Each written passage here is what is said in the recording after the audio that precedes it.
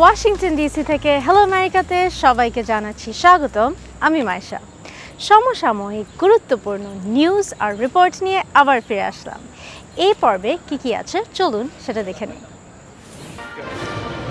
আমাদের আজকের পর্বে রয়েছে প্রেসিডেন্ট জো বাইডেনের নভেম্বরের প্রেসিডেন্ট নির্বাচন থেকে সরে দাঁড়ানোর প্রেক্ষিতে কী প্রভাব পড়ছে নির্বাচনে সেই বিষয়ে দুটি রিপোর্ট। প্রেসিডেন্ট জো বাইডেন নির্বাচনী প্রতিদ্বন্দ্বিতা থেকে সরে দাঁড়ানোর পরপরই নানা মহল তাদের নিজস্ব মতবাদ উত্থাপন করেছে। তবে প্রথমেই যিনি এখন মনোযোগের কেন্দ্রবিন্দু কামালা হ্যারিস তার নাম বাইডেন প্রেসিডেন্ট পদপ্রার্থী হিসেবে ঘোষণা করেছেন এবং এরপর হোয়াইট হাউসে তাকে প্রথম কলেজ ক্রীড়াবিদদের স্বাগত জানাতে দেখা যায়।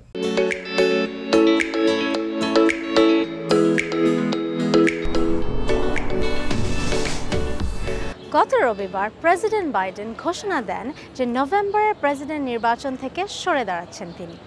পরে ডেমোক্রেটিক পার্টির ক্যান্ডিডেট হিসেবে ভাইস প্রেসিডেন্ট কামালা হ্যারিসের প্রতি সমর্থন দেন তিনি। ডিটেইলস জেনে নিন এই রিপোর্টে। প্রেসিডেন্ট বাইডেন কয়েক সপ্তাহ ধরে তার মানসিক স্বাস্থ্য নিয়ে প্রশ্ন নাকচ করে দেবার পর শেষ পর্যন্ত আগামী নির্বাচন থেকে সরে দাঁড়ানোর ঘোষণা দিয়েছেন। সামাজিক যোগাযোগ মাধ্যমে তিনি লিখেছেন, আপনাদের প্রেসিডেন্ট হিসেবে দায়িত্ব পালন আমার জীবনের সবচেয়ে বড় সম্মান। আমি বিশ্বাস করি আমার দলের এবং দেশের স্বার্থে আমি সরে দাঁড়াচ্ছি। তিনি বলেন, প্রেসিডেন্ট হিসেবে দায়িত্ব পালনের কাজে মেয়াদের বাকিটা সময়ে তিনি মনোযোগ দিতে চান। তিনি ভাইস প্রেসিডেন্ট কামালা হ্যারিসকে একজন অসাধারণ সহযোগী হিসেবে ধন্যবাদ জানান। ব্রুকিংস ইনস্টিটিউশনের এলেইন কারমার্ক বলছেন, এই ডেলিগেটরা জো বাইডেনকে সমর্থন দেয়, তারা নিশ্চয়ই তার কথা শুনবে। তবে তিনি ওই ডেলিগেটদের অন্য কারো কাছে অটোমেটিক ট্রান্সফার করতে পারবেন না। সাম্প্রতিককালে ডেমোক্র্যাট আইন প্রণেতাদের কয়েকজন শীর্ষ সদস্য সহ অনেকেই বাইডেনকে সরে দাঁড়ানোর আহ্বান জানাচ্ছিলেন।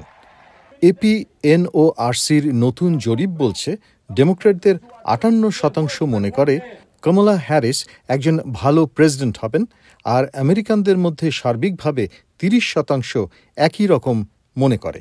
যদি ডেমোক্র্যাটরা মনে করে হ্যারিস প্রেসিডেন্ট পদপ্রার্থী হবেন, তাহলে তাকে একজন রানিং মেট বাছাই করতে হবে। রিপাবলিকান দলের পক্ষ থেকে আনুষ্ঠানিকভাবে মনোনয়নপ্রাপ্ত প্রেসিডেন্ট পদপ্রার্থী ডোনাল্ড ট্রাম্প সোশ্যাল মিডিয়াতে বলেছেন, কুটিল জো বাইডেন প্রেসিডেন্ট পদপ্রার্থী হবার যোগ্য নয়। প্রেসিডেন্ট হবার তো যোগ্য নয়ই।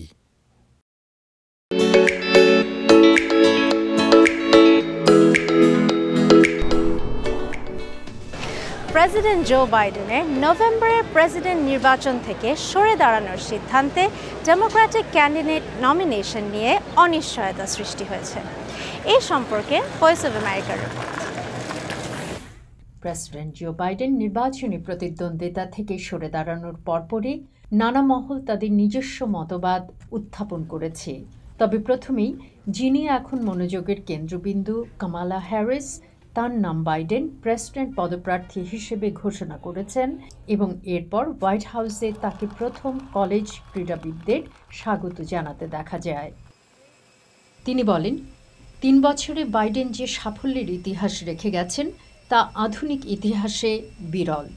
Joe Biden's legacy of accomplishment over the past 3 years is unmatched. এক মেয়াদেই তার লেগেসি বেশিরভাগ প্রেসিডেন্ট যারা 2 মেয়াদে দায়িত্ব পালন করেছেন তাদের অনেককে ছাড়িয়ে গেছে।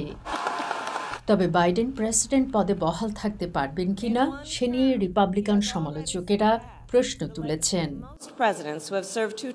যখন সবাই স্বীকার করে নিচ্ছে তিনি নির্বাচনী প্রচারণা চালাতে সক্ষম নন, তাহলে স্পষ্টতই তিনি দেশ চালানোর অযোগ্য।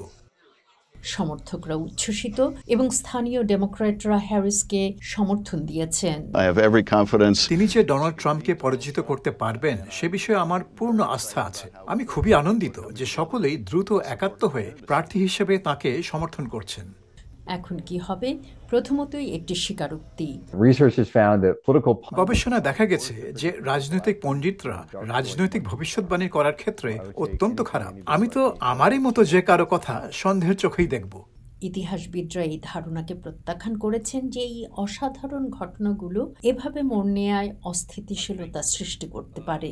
The White House is a much larger machine than the president himself.